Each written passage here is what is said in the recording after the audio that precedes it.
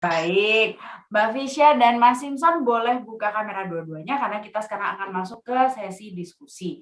Saya sebelumnya mau berterima kasih untuk teman-teman yang baru saja memasukkan pertanyaan. Ini ada Mbak Harum, halo Mbak Harum, dan juga Mbak Filani ya. Silahkan untuk teman-teman yang lain jika ingin bertanya, kita masih membuka. Namun sekarang mau dengarkan dulu diskusinya ya. Saya pertama-tama sudah nggak sabar nih ingin bertanya ke Mbak Fisya dulu. Mbak Fisya, ini kan sekarang sedang ada kita tuh sedang berkenalan dengan cara hidup yang baru, yaitu dengan wabah ini, Mbak. Nah, kita mau bahas dulu asuransi nih. Asuransi itu sebetulnya kan dari pemerintah saat ini tuh sudah ada ya, Mbak. Ada BPJS, lalu juga ada kalau untuk khusus untuk COVID itu ada Kementerian Kesehatan itu kan juga menanggung biaya.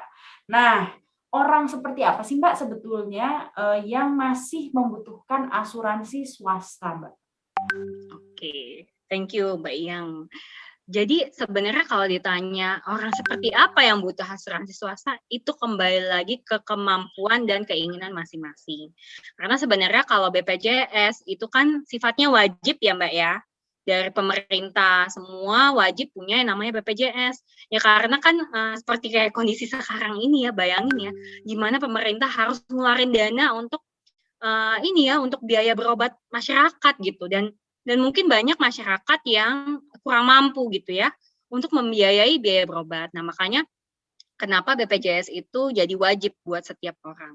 Nah, tapi BPJS itu kan fasilitasnya standar ya, buat semua orang sama gitu. Nah makanya balik lagi ke masing-masing. Kalau misalnya pengen punya asuransi yang nyaman ya, maksudnya pengen kalau misalnya lagi sakit, itu pengen merasakan kenyamanan gitu ya, kenyamanan berobat, nggak perlu ngantri, atau misalnya pengennya kamar yang VIP gitu ya. Itu kan ada ya orang-orang tertentu pengennya seperti itu. Nah, berarti ya mereka butuh yang namanya asuransi swasta. Karena dia mau beli kenyamanan. Jadi balik lagi ke masing-masing kita ingin seperti apa gitu. Ya, Kurang terus lebih gitu, juga Mbak Ian. mungkin yang harus diingat ini kan BPJS ini kita selalu tantangannya itu adalah antrian ya, karena semua orang punya, jadi pasti yang menggunakan fasilitasnya kan lebih banyak. Tapi kalau asuransi swasta ya tantangannya tentu adalah iuran bulanannya. Jadi masing-masing tuh ada prioritasnya apa, gitu mungkin ya Mbak. Betul, betul Mbak Yang. Betul Oke, banget.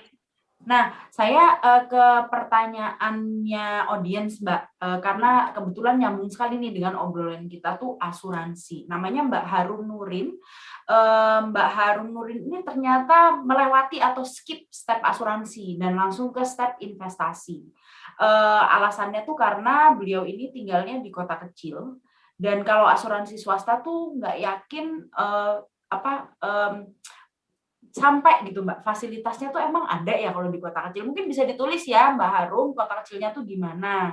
Lalu juga kalau memang mau memulai asuransi, terus memilih asuransi yang mana itu bagaimana Mbak Fisya pertimbangannya? Lalu juga ada kekhawatiran, misal kalau asuransi itu memang fasilitasnya sampai nih ke kota Wonosobo, tempatnya Mbak Harum.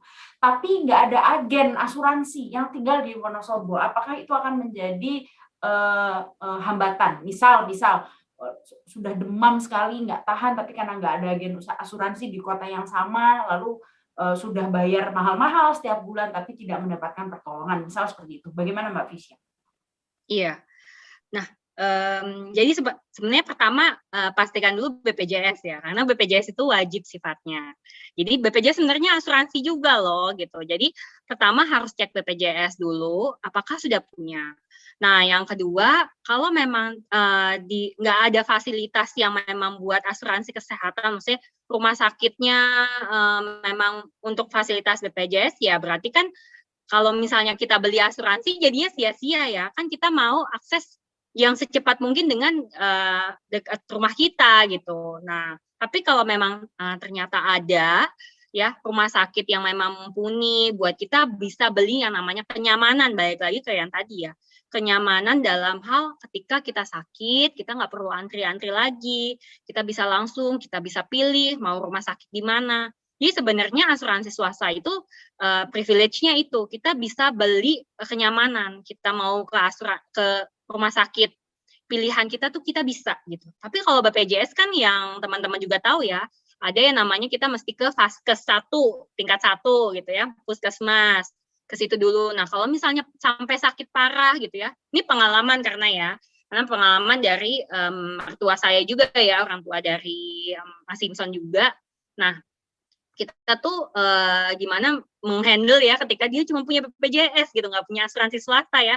Sayangnya waktu itu kita juga belum paham mengenai asuransi gitu, sehingga kita nggak membelikan, nggak menyisihkan asuransi buat orang tua kita gitu. Jadi waktu itu ya mau nggak mau karena pakai BPJS ya harus ke fasilitas tingkat 1, terus nanti dirujuk lagi ke RSUD baru, terus nanti baru ke nasional. Padahal kondisinya pada saat itu udah kesakitan, orang tua kami tuh udah kesakitan ya. Jadi kita lihat gitu sih sebenarnya. Kalau kita punya insurance, ya asuransi swasta, saat itu aku bisa tuh bawa mertua aku langsung aja deh ke rumah sakit pilihan aku gitu ya, atau dokter pilihan saya gitu.